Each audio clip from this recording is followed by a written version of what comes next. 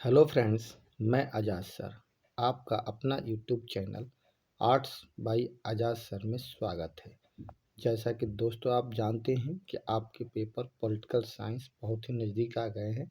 उसी के रिगार्डिंग मैंने आज आपके फर्स्ट बुक से फर्स्ट चैप्टर से 50 क्वेश्चंस एमसीक्यू मैंने बनाया है, जो आपके लिए बहुत ही ज़्यादा इम्पोर्टेंट है। कृपया आप इसे देखने का प्रयास करें। चलिए हम लोग सीधा बात करते हैं, पहले क्वेश्चन की बात करते हैं। पहला चैप्टर है जिसका नाम था हमारा संविधान, और वहाँ से सबसे 50 क्वेश्चन से दोस्तों इसको थोड़ा हम जल्दी में करने का प्रयास करेंगे, ताकि बहुत कम समय में ज़्यादा से ज़्यादा हम आपको क्वेश्चन अधिकांश बता पाए। ठीक है दोस्तों, तो चलिए सबसे पहले बात करते हैं प्रैक्टिस सेट 1 की। हम बात करते हैं मौलिक अधिकार का उल्लेख संविधान के किस भाग में किया गया है। तो दोस्तों मौलिक अधिकार का उल्लेख संविधान के भाग 3 में किया गया है। किस में किया गया है? संविधान के भाग 3 में किया गया। अगला क्वेश्चन है दोस्तों कि भारत के संविधान का भाग 4 किससे संबंधित है। भारत का जो संविधान है उसका भाग 4 जो है वो किससे संबंधित है? तो राज्य के नीति निर्देशक तत्व से संबंधित है। राज्य के नीति निर्देशक तत्व से संबंधित है। तो दोस्तों अगला क्वेश्चन से कि मूल अधिकारों का सर्वप्रथम किस देश में संवैधानिक मान्यता प्रदान किया गया था। तो मूल अधिकारों को सर्वप्रथम किस देश में संवैधानिक मान्यता प्रदान किया गया था। तो संयुक्त राज्य अमेरिका में। भारत में भी मूल अधिकारों को अमेरिका से ही लिया गया है। दोस्तों ये आपके पॉलिटिकल साइंस के फर्स्ट बुक के पहले चैप्टर से 50 क्वेश्चन से जो बहुत ही इम्पोर्टेंट है। अगला क्वेश्चन से कि भारतीय नागरिकों के मौलिक अधिकारों का वर्णन कहाँ किया गया है। तो भारतीय नागरिकों के मौलिक अधिकारों का वर्णन संविधान के अनुच्छेद 12 से 35 के बीच में किया गया है।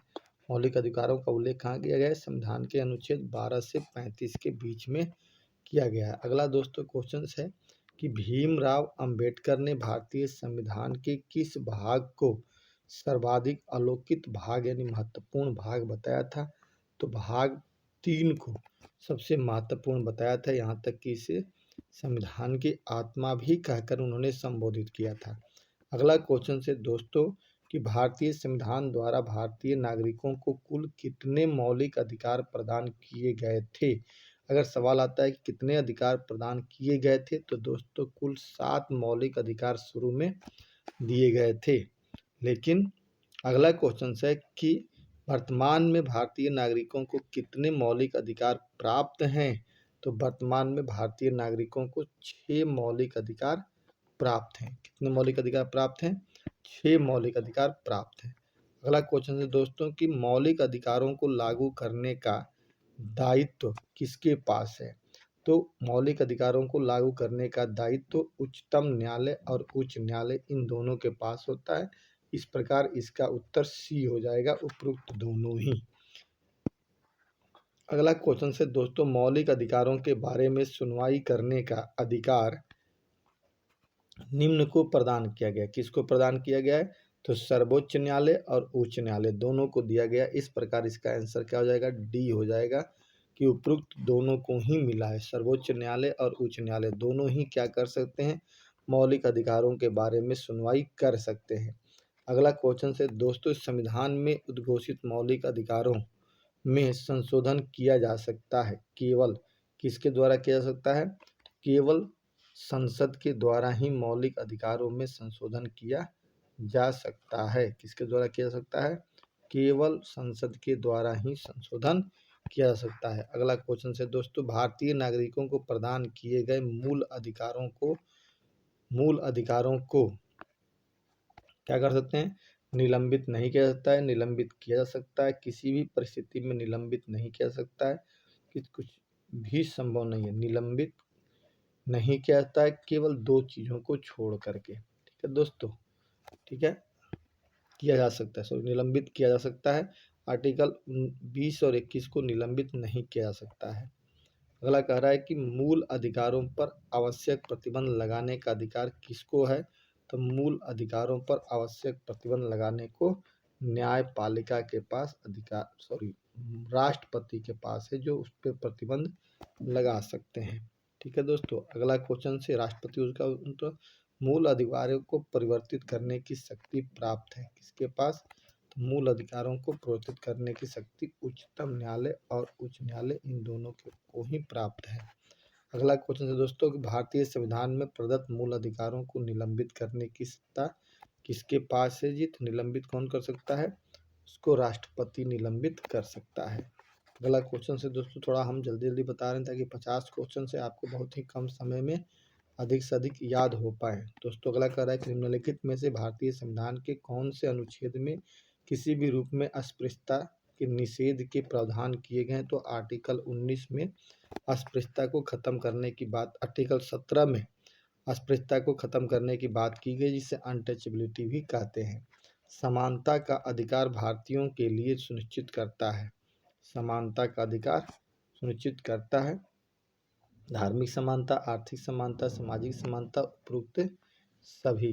ठीक है दोस्तों, अगला क्वेश्चन है हमारा कि संविधान के किस अनुच्छेद के प्रावधानों के अंतर्गत, संविधान के किस अनुच्छेद के प्रावधानों के अंतर्गत भारत सरकार द्वारा भारत रत्न, पद्म विभूषण आदि अलंकार प्रदान किए जा सकते हैं? तो आर्टिकल 17 के तहत, इसके तहत 17 के तहत। ठीक है दोस्तों, अगला क्वेश्चन से भारत के संविधान का निम्नलिखित में से कौन सा अनुच्छेद प्रेस की स्वतंत्रता, प्रेस की स्वतंत्रता से संबंधित है? आर्टिकल 19। ये क्वेश्चन बहुत ही इंपॉर्टेंट है दोस्तों, आर्टिकल 19।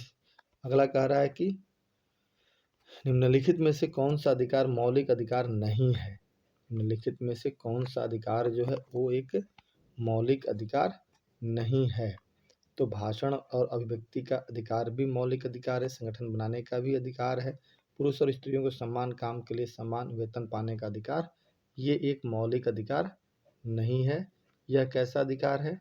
तो यह एक अपना राज्य के नीति निर्देशक तत्व के अंतर्गत अधिकार आता है। ठीक है दोस्तों, चलिए अगला क्वेश्चन हम कहते हैं कि बेगार को निषिद्ध तथा स्त्रियों को क्रय विक्रय पर रोक कौन सा मौलिक अधिकार लगाता है?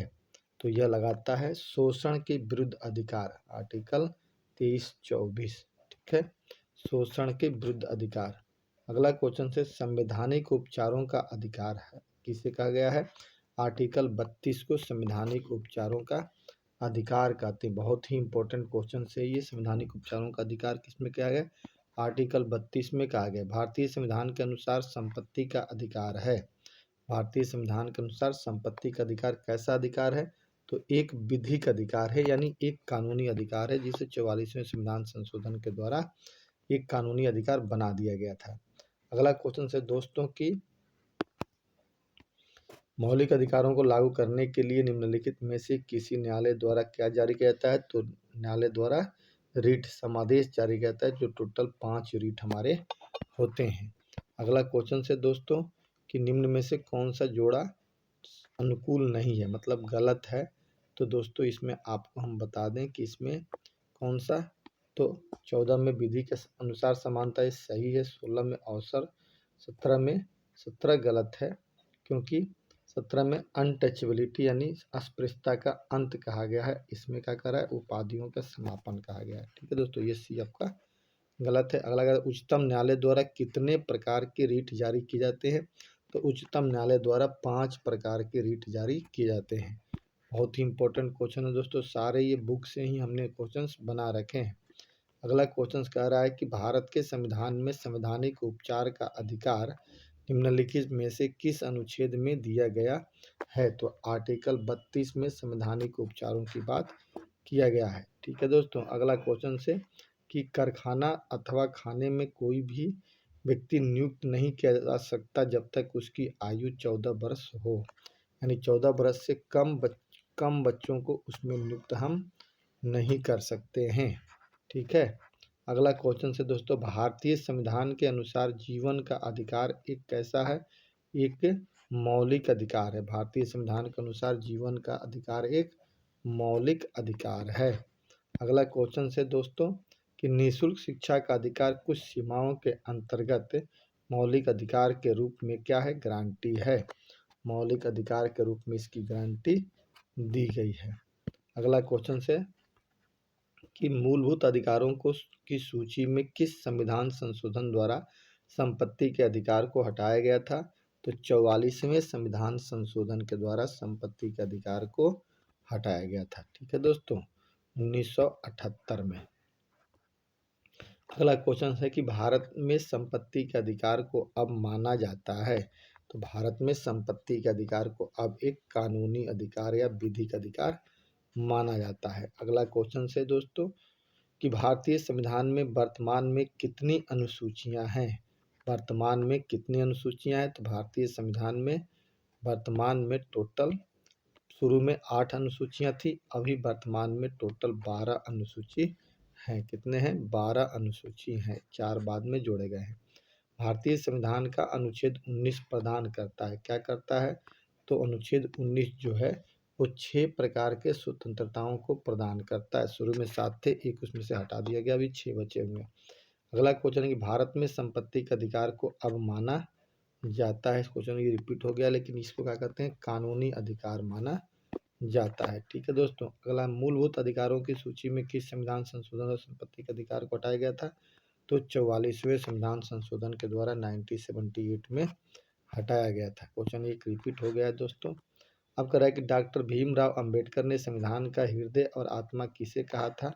तो भीमराव अंबेडकर ने संविधान के हृदय और आत्मा कहा था संवैधानिक उपचारों के अधिकार को, आर्टिकल 32 को कहा था। ठीक है दोस्तों, कारखाना अथवा खानों में कोई व्यक्ति नियुक्त नहीं किया जा सकता जब तक उसकी आयु कम से कम कितनी है? 14 वर्ष न हो जाए। 14 वर्ष से कम बच्चों को नियुक्ति नहीं दी जा सकती है।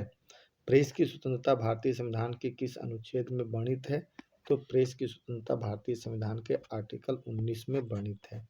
अगला क्वेश्चन है भारतीय संविधान में मौलिक कर्तव्य कब समाविष्ट किए गए थे? मौलिक कर्तव्य कब लाए गए थे? तो 1976 में। 42वें संविधान संशोधन 1976 में मौलिक कर्तव्य को जोड़ा गया था। जो शुरू में कितने थे? तो शुरू में हमारे 10 मौलिक कर्तव्य थे जो हमने रूस से लिया था। अगला क्वेश्चन है दोस्तों, भारतीय संविधान में मौलिक कर्तव्यों की सूची निम्नलिखित में से किस भाग के रूप में जोड़ी गई है? तो भाग 4 के क यानी 5 के रूप में इसे जोड़ा गया है। अब कह रहा है भारतीय संविधान में मौलिक कर्तव्य किस संशोधन द्वारा जोड़े गए हैं? तो 42वें संविधान संशोधन 1976 के द्वारा जोड़े गए हैं। अगला क्वेश्चन है भारतीय संविधान का अनुच्छेद 19 प्रदान करता है। तो 6 प्रकार के मौलिक स्वतंत्रता को प्रदान करता है। कितना? तो 6 प्रकार के मौलिक स्वतंत्रता को प्रदान करता है।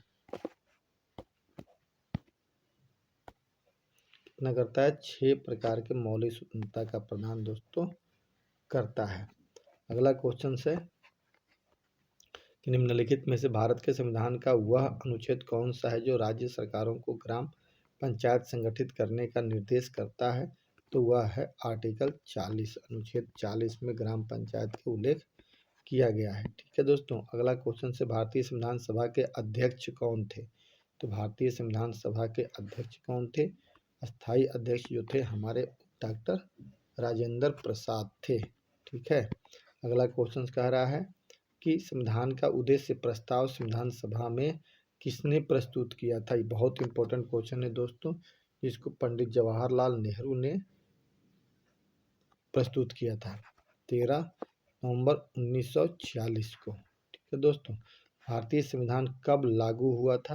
तो भारत का संविधान 26 जनवरी 1950 को लागू हुआ था। कब लागू था? 26 जनवरी 1950 को भारत का संविधान लागू हुआ था। ठीक है दोस्तों, अगला कह रहा है कि शोषण के विरुद्ध अधिकार भारतीय संविधान में किस अनुच्छेद में वर्णित किया गया है? तो आर्टिकल 23 से लेकर 24 के बीच में वर्णित किया गया है। प्रारूप समिति के अध्यक्ष कौन थे? तो प्रारूप समिति के अध्यक्ष डॉक्टर भीमराव अंबेडकर को बनाया गया था, जिसे हम लोग ड्राफ्टिंग कमेटी भी कहते हैं। अगला क्वेश्चन है दोस्तों, लास्ट क्वेश्चन से कि भारतीय संविधान कब अंगीकृत किया गया था? तो भारतीय संविधान 26 नवंबर 1949 को अंगीकृत यानी स्वीकार किया गया था और उसे 2 महीने के बाद 26 जनवरी 1950 को लागू किया था। इस प्रकार दोस्तों ये आपको टोटल 50 क्वेश्चन हमने पॉलिटिकल साइंस के फर्स्ट बुक से बनाया। इसे ज़रूर आप ध्यान से देखिएगा, यहाँ से 2-3 क्वेश्चन आपको ज़रूर एग्जाम में टकराएंगे। ठीक है दोस्तों, थैंक्स फॉर वॉचिंग। जय हिंद, जय